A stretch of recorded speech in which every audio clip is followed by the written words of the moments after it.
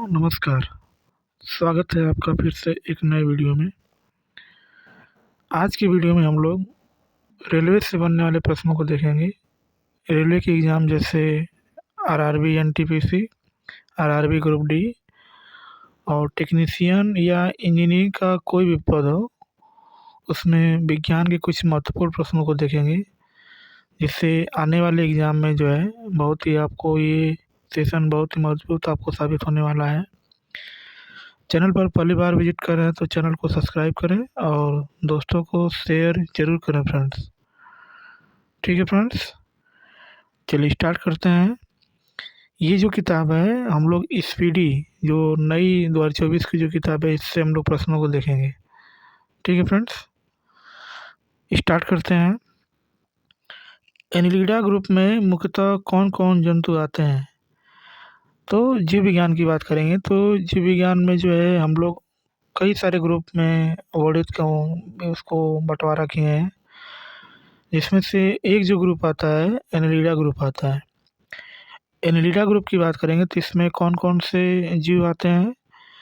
तो जोंक आता है और केंचुआ, ये एनिलिडा ग्रुप में आते हैं। आर्थ्रोपोडा ग्रुप में मुख्यतः कौन कौन जंतु आते हैं? तो आर्थ्रोपोडा की बात करेंगे तो आर्थ्रोपोडा में तिलचट्टा, मच्छर, खटमल और मक्खी, ये सब सारे जितने भी हमारे जंतु हैं ये सब आर्थ्रोपोडा के समूह में आते हैं। मोलस्का ग्रुप के अंतर्गत हम लोग मुख्यतः कौन कौन से जंतु या कीट आते हैं? तो मोलस्का की बात करेंगे तो मोलस्का में जो है घोंघा आता है और सीपी आता है, ये सब सारे जीव उसके अंतर्गत आते हैं। तो हमने 3 समूह को पढ़ा है। पहला है एनिलिडा। एनिलिडा की बात करेंगे तो इसमें जोंक और केंचुआ आता है। दूसरा आर्थ्रोपोडा। आर्थ्रोपोडा में कौन कौन आते हैं? तो तिलचट्टा, मच्छर, खटमल, मक्खी। और मोलस्का ग्रुप की बात करेंगे तो इसमें घोंघा और सीपी आता है। ठीक है फ्रेंड्स, आगे देखिए। आगे लिखा है इकाइनोडर्मेटा। इकाइनोडर्मेटा संघ के अंतर्गत मुख्यतः कौन कौन से जंतु आते हैं? तो इसके अंतर्गत तारा मछली और ब्रिटिल स्टार, ये सब इसके अंतर्गत आते हैं। मनुष्य का पाचन क्रिया कहाँ आरंभ होता है? तो ये आरंभ कहाँ से स्टार्ट होता है? तो मुख से होता है। शिराएँ द्वारा कौन सा रक्त प्रवाहित होता है? तो शिराओं में जो रक्त बहता है उसका कौन सा रक्त होता है? तो अशुद्ध रक्त होता है। शिराओं द्वारा जो शिराओं में बहने वाला जो रक्त होता है वो कौन सा रक्त होता है? अशुद्ध रक्त होता है। ठीक है फ्रेंड्स, आगे धमनी द्वारा कौन सा रक्त प्रवाहित होता है? कौन सा रक्त प्रवाहित होता है? तो शुद्ध रक्त जो है धमनी द्वारा रक्त प्रवाहित होता है। कौन सा विटामिन जल में घुलनशील है? तो विटामिन की बात करेंगे तो एक जल में घुलनशील होता है और एक वसा में घुलनशील होता है। जल में घुलनशील की बात करेंगे तो विटामिन बी तथा विटामिन सी ये जल में घुलनशील है। और वसा में घुलनशील की बात करेंगे तो विटामिन ए, डी, ई, के, ये सब वसा में घुलनशील होते हैं। सोडियम का कार्य क्या है? तो सोडियम का कार्य क्या होता है? तो यह रक्त दाब नियंत्रित करने में सहायक होता है और जल को संतुलन बनाए रखता है, ये सोडियम का कार्य होता है। सोडियम की बात करेंगे तो सोडियम का संकेत Na होता है और इसका जो परमाणु क्रमांक होता है वो 11 होता है। ठीक है फ्रेंड्स, आगे लिखा है पोटेशियम का कार्य क्या है? तो पोटेशियम की बात करेंगे तो पोटेशियम यह जो होता है हृदय की धड़कन एवं नाड़ी संस्थान के कार्य को संचालित करता है।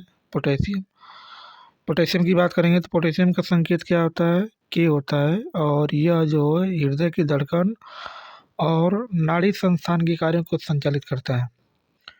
ग्लूकोज बिना ऑक्सीजन की उपस्थिति में मांसपेशियों में प्रतिक्रिया कर क्या बनाता है? तो लैक्टिक अम्ल बनाता है, ग्लूकोज बिना ऑक्सीजन की उपस्थिति में। ग्लूकोज बिना ऑक्सीजन की उपस्थिति में बैक्टीरिया या यीस्ट से प्रतिक्रिया कर क्या बनाता है? तो ये जो बनने वाला पदार्थ है इथाइल एल्कोहल, क्या बनता है? इथाइल एल्कोहल बनता है। ऑक्सीजन की उपस्थिति में ग्लूकोज की प्रतिक्रिया होती है तो क्या बनता है, तो जब ऑक्सीजन की उपस्थिति में ग्लूकोज जब प्रतिक्रिया करता है तो कार्बन डाइऑक्साइड बनता है और जल का निर्माण होता है। ठीक है फ्रेंड्स, आगे एनिलिडा में उत्सर्जन किस उत्सर्जन अंग द्वारा होता है, तो जो एनिलिडा होता है उसमें उसका जो उत्सर्जन होता है ये जिस अंग के द्वारा होता है उसको हम लोग नेफ्रेटिया बोलते हैं, नेफ्रेटिया। ठीक है फ्रेंड्स, मूत्र का पीएच मान क्या होता है, तो मूत्र के पीएच मान की बात करेंगे तो मूत्र का जो पीएच मान होता है उसका नाम क्या होता है, 6। पीएच मान की बात करेंगे तो पीएच के बारे में सबसे पहले सोरेनसन ने बताया था। जिसका पीएच मान 7 से कम होगा वो अम्लीय होता है, जिसका पीएच मान 7 से अधिक होता है वो क्षारीय होता है, और जो जिसका पीएच मान 7 के बराबर होता है वो उदासीन होता है। ठीक है फ्रेंड्स, बहिस्रावी एवं अंतःस्रावी दोनों प्रकार किस ग्रंथि में पाया जाता है, तो बहिस्रावी और अंतःस्रावी दोनों एक किस ग्रंथि में पाए जाते हैं, तो इसकी बात करेंगे तो उसका नाम क्या है, अग्न्याशय। अग्न्याशय जो ग्रंथि होती है बाह्यस्रावी और अंतःस्रावी दोनों है। पीयूष ग्रंथि या पिट्यूटरी ग्रंथि को किस अन्य नाम से जाना जाता है, तो इसको हम लोग मास्टर ग्रंथि के नाम से जानते हैं। पीयूष ग्रंथि या पिट्यूटरी ग्रंथि की बात करें, स्प्रिंग को अपनी सामान्य लंबाई पर वापस लौटने के लिए लगने वाला बल कहलाता है, तो उसको जो बल होता है उसको हम लोग क्या बोलते हैं, प्रत्यानयन बल बोलते हैं। जब स्प्रिंग को आप खींचेंगे और खींचने के बाद तुरंत उसी अवस्था में आती है तो उसको हम लोग क्या बोलते हैं, प्रत्यानयन बल बोलते हैं। ठीक है फ्रेंड, आगे पौधों के लिए सबसे अच्छा उर्वरक कौन होता है, तो पौधों के लिए जो सबसे अच्छे उर्वरक की बात करेंगे तो उसका नाम क्या होता है, कंपोस्ट होता है। क्या होता है, कंपोस्ट। पेट्रोलियम किस प्रकार की चट्टानों में पाया जाता है, तो ये जो होता है अवसादी चट्टानों में पाया जाता है। चट्टान की बात करेंगे तो आग्नेय चट्टान होती है, उसके बाद अवसादी चट्टान होती है और कांतरित चट्टान होती है। तो पेट्रोलियम जो जिस चट्टान में पाया जाता है उस चट्टान को हम लोग अवसादी चट्टान कहते हैं। गुब्बारे को उड़ाने के लिए काम में लाई जाने वाली गैस है, तो उसमें जो गैस हम लोग भरते हैं उसका नाम क्या होता है, हीलियम। हीलियम के संकेत की बात करेंगे तो हीलियम का संकेत He होता है और यह एक अक्रिय गैस है, इसको नोबेल गैस के नाम से भी कहते हैं। ठीक है फ्रेंड्स, आगे आगे लिखा है कि डीडीटी का उपयोग किस रूप में किया जाता है, तो डीडीटी का उपयोग हम लोग किससे करते हैं, कीटनाशी के रूप में करते हैं। डीडीटी के फुल फॉर्म की बात करेंगे तो डाइक्लोरो डाइफेनिल ट्राइक्लोरोएथेन होता है। इसका पहले हम लोग उपयोग करते थे लेकिन अब इसका दुष्प्रभाव होने के कारण इसका अब हम लोग जो है इसका यूज नहीं करते हैं, और ये पहले हम लोग कीटनाशी के रूप में इसका हम लोग यूज करते थे, अब इसका यूज नहीं होता है। इथेनॉल के अत्यधिक सेवन से कौन सा अंग प्रभावित होता है, तो उसका नाम क्या होता है, यकृत होता है। ये मनुष्य की सबसे बड़ी ग्रंथि होती है और इसको ज़्यादा सेवन करने से, इथाइल का मतलब होता है कि एथेनॉल जिसको हम लोग बोलते हैं, एथिल अल्कोहल। एथिल अल्कोहल के सूत्र की बात करेंगे तो इसका जो सूत्र होता है C2H5 और क्या होता है, OH होता है। इसको हम लोग इथेनॉल भी कहते हैं। ठीक है फ्रेंड्स, सभी अम्लों में अनिवार्य रूप से पाया जाने वाला पदार्थ होता है, तो उस पदार्थ का नाम क्या होता है, हाइड्रोजन। अम्ल की पहचान होती है कि जिसमें H आयन उपस्थित होता है उसको अम्ल कहते हैं, और एक हमारा क्षार होता है जिसको क्या बोलते हैं, OH आयन। जिसमें हाइड्रॉक्सिल या OH आयन उपस्थित रहेगा तो उसको क्षार बोलेंगे, और अम्ल की पहचान के जिसमें H आयन उपस्थित होता है उसको क्या बोलते हैं, अम्ल बोलते हैं। ठीक है फ्रेंड्स, आगे आगे लिखा है आग लगने तथा फैलाने की सबसे कम संभावना किस वस्त्र से होती है, तो उस वस्त्र को हम लोग बोलते हैं सूती। सूती कपड़े से जो है इससे आग लगने की संभावना सबसे कम होती है। लोहा का सबसे महत्वपूर्ण स्रोत कौन सा है, तो ये हरी सब्जियाँ। हरी सब्जियों का आप सेवन कर रहे हैं तो उसमें आयरन की मात्रा हमको ज़्यादा प्राप्त होती है, इसलिए हरी सब्जियाँ खानी चाहिए। गैसोलीन को किसके साथ मिश्रण करने से गैसोल बनता है, तो उसका नाम क्या है, इथाइल एल्कोहल, जिसको हम लोग एथिल एल्कोहल भी बोलते हैं। और एथिल एल्कोहल का सूत्र क्या होता है, C2H5OH होता है। ठीक है फ्रेंड्स, आगे लिखा है मानव जाति के लिए ओजोन परत क्यों महत्वपूर्ण है।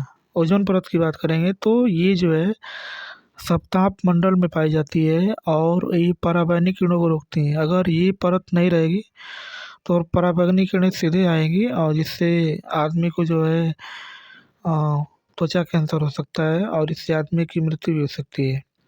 तो ये हमारे लिए बहुत आवश्यक है। और ये क्या करते हैं, तो पराबैंगनी किरणों को रोकने के लिए हमारी क्या करते हैं, रक्षा करते हैं। ठीक है फ्रेंड्स।